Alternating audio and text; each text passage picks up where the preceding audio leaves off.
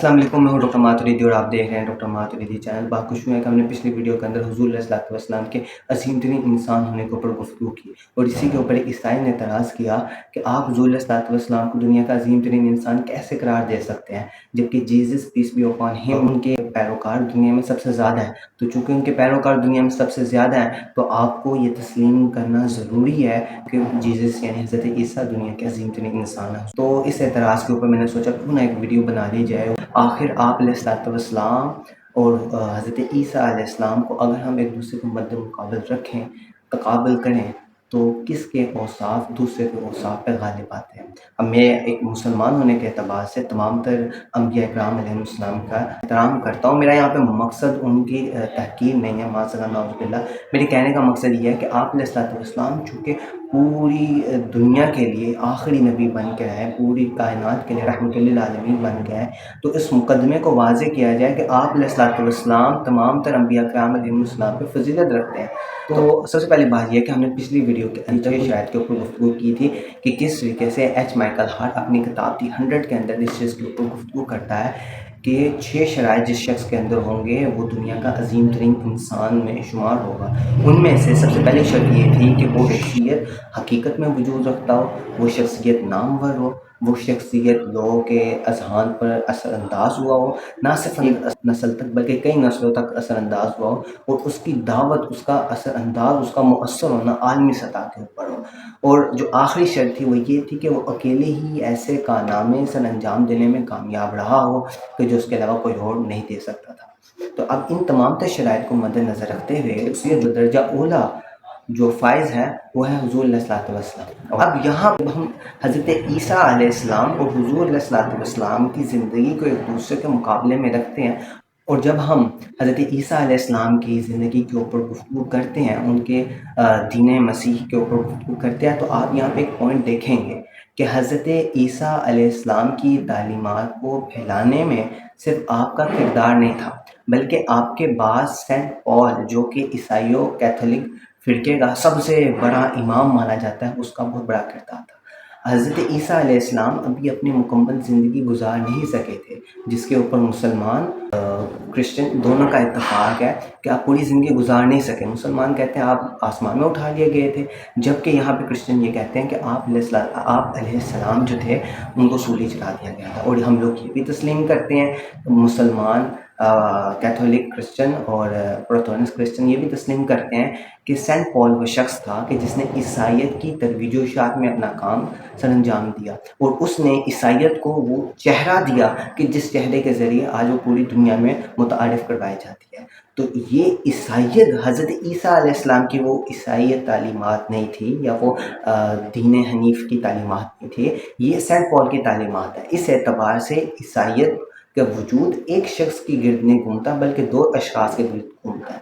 एक हज़रत ईसा यानी जीसस, और दूसरा सेंट पॉल जो कि जिसने ईसाइयत की तरवीज की, उसके अंदर बिदअत, तहरीफ़ात, नए नए फ़िरके पैदा किए और तालीमात को बिगाड़ के रख दिया। बहरहाल ये एक हकीकत है कि सेंट पॉल हज़रत ईसा अलैहिस्सलाम के साथ था। इसके ऊपर आप कहेंगे अनवर रज़ा आपने यूँ ही गुफ्तगू कर दी, आपके पास कोई दलील नहीं है। तो जहाँ पे अनवर रज़ा हो वहाँ पे दलील ज़रूर होती है। मैं आपको दिखाता हूँ, ये देखिए, ये है किताब का नाम है the myth maker Paul an invention of Christianity. यानी यहाँ पे हज़रत ईसा अलैहिस्सलाम के दीन के अंदर पॉल की तहरीफ़ात के ऊपर गुफ्तगू करते हुए ये चीज़ साबित की है हमें मकामी ने कि जो हज़रत ईसा अलैहिस्सलाम का दीन था वो मुकम्मल तौर पे तहरीफ़ हो चुका है, और जो मौजूदा दीन है वो मौजूदा दीन सेंट पॉल का कायम किया हुआ है। सेंट पॉल का कायम करदा दीन के सबब से ईसाइयत अब वो रुख इख्तियार कर चुकी हुई है जो खालिसतन इलाहियात और खालिसतन दीन हनीफ की तालीमात पर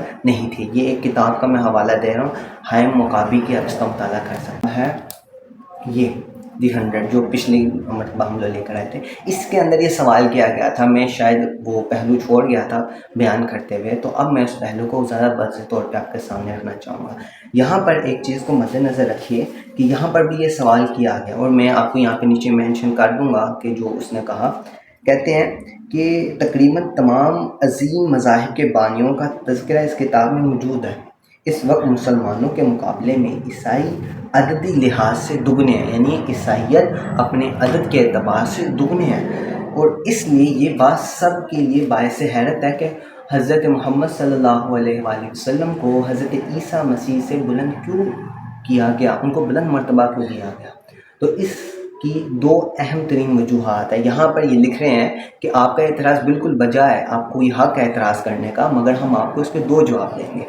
پہلا جواب یہ ہے کہ اول اسلام کی ترویج میں حضور علیہ الصلوۃ والسلام کا کردار مسیحیت کے فروغ میں حضرت عیسیٰ علیہ السلام کے مقابلے میں کہیں زیادہ فعال رہا، جو کہ ایک حقیقت ہے۔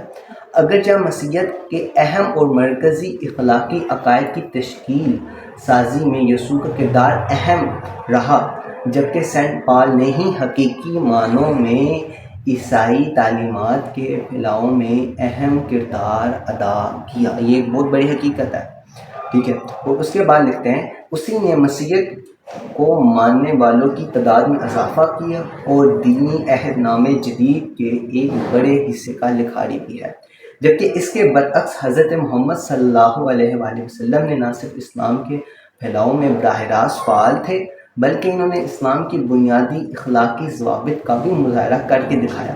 انہوں نے اسلام کے فروغ کے لیے جد و جہد کی، مذہبی عبادات کی ادائیگی کی بھی وضاحت کی۔ حضرت محمد صلی اللہ علیہ وآلہ وسلم حضرت عیسیٰ کے برعکس ایک کامیاب دنیا دار ہونے کے ساتھ ساتھ ہماری مذہبی فرما رواں بھی تھے۔